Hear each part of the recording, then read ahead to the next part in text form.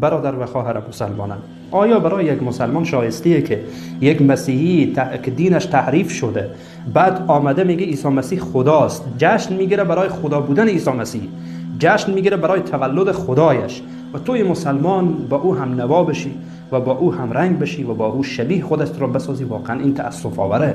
یعنی برای یک مسلمان تأسف آوره.